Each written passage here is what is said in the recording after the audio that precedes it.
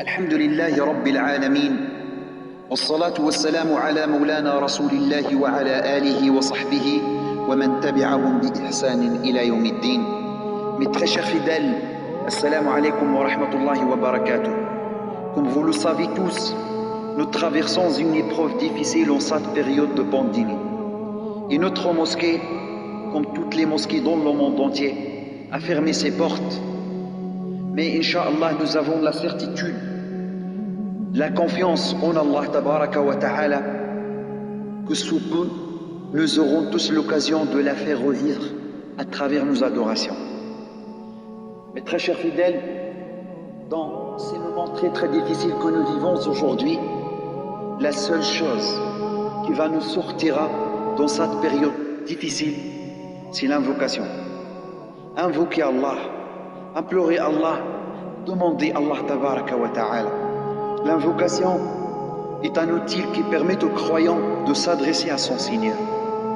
Le prophète sallallahu alayhi wa sallam nous a rappelé que le meilleur acte d'adoration après la lecture du Coran, c'est l'invocation.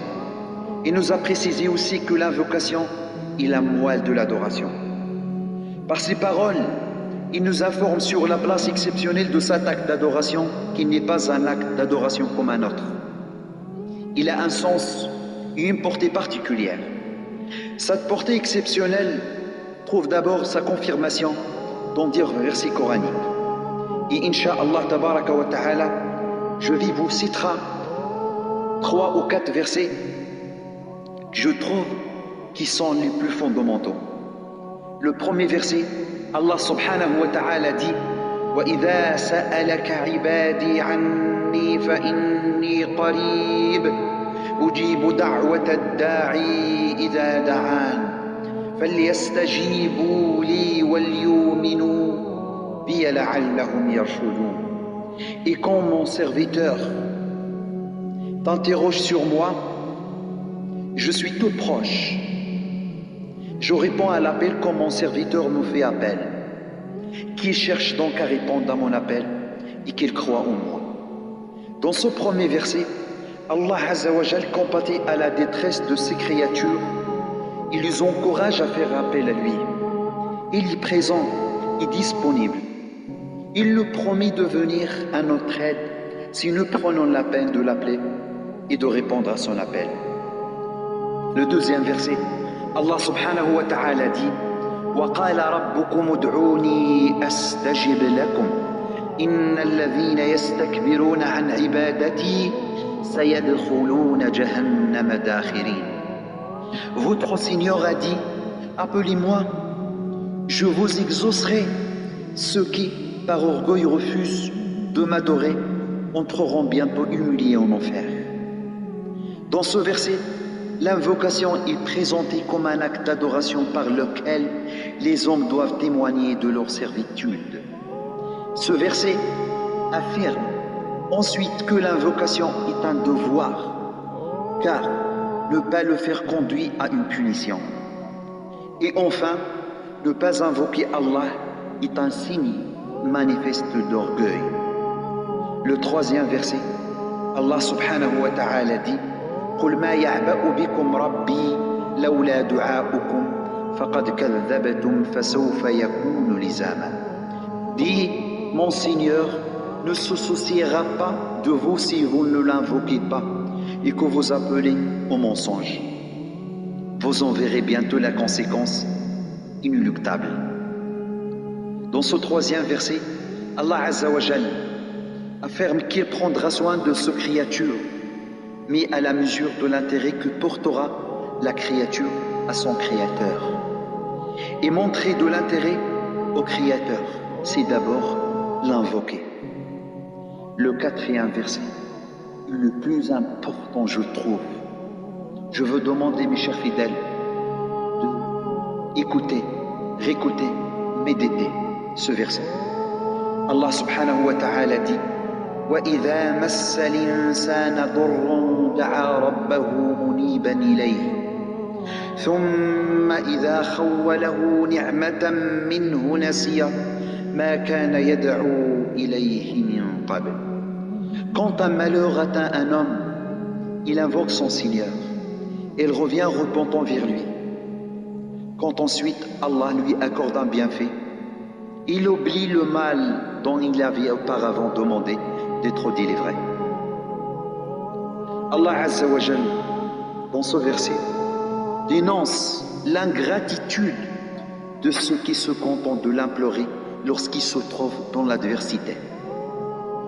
Mais, il est là le problème, mes chers fidèles, mais qu'il oublie, dit qu'il pense ne plus être dans le besoin.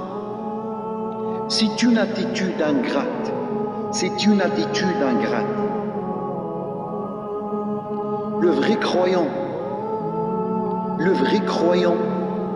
le vrai musulman est toujours dans le besoin. Le vrai croyant, le vrai musulman est toujours dans le besoin du très miséricordieux. Le propre de la créature est d'être dans le besoin permanent du très généreux. Il doit donc l'invoquer en permanence. Ensuite, invoquer Allah subhanahu wa ta'ala que pour lui demander est une mauvaise compréhension de la dua. Est une mauvaise compréhension de la dua.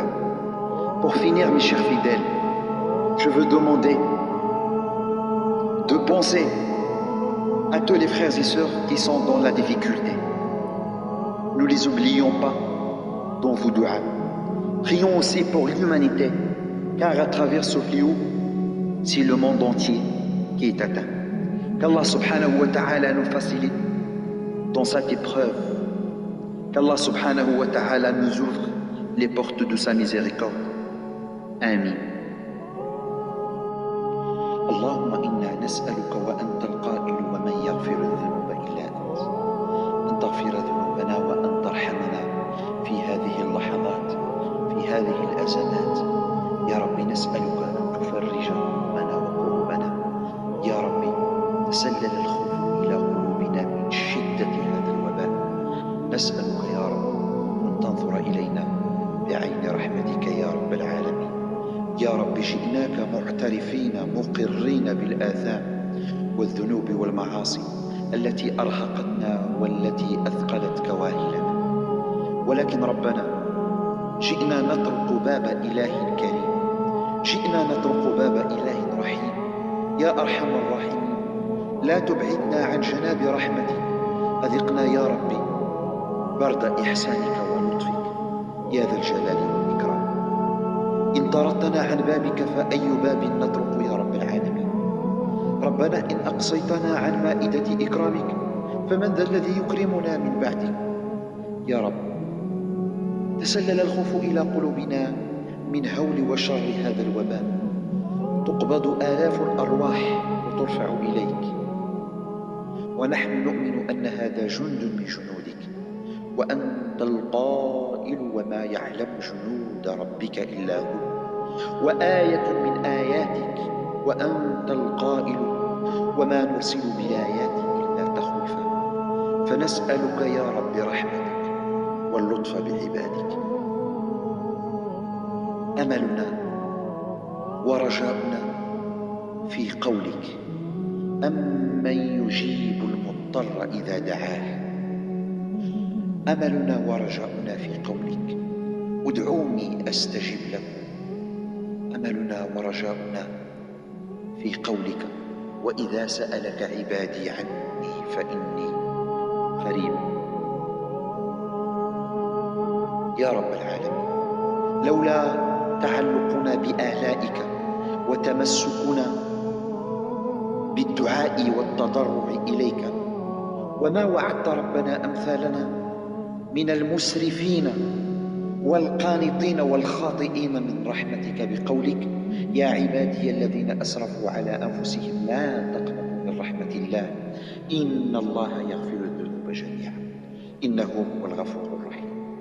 وحذرت يا ربي القانطين بقولك ومن يقنط من رحمة ربه إلا الضالون. يا ربي نسألك أن تنظر إلينا بعين رحمتك يا أرحم الراحمين.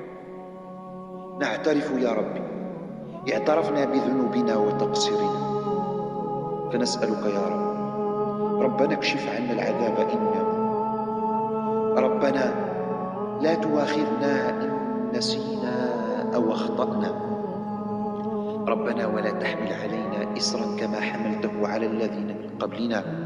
ربنا ولا تحملنا ما لا طاقة لنا به.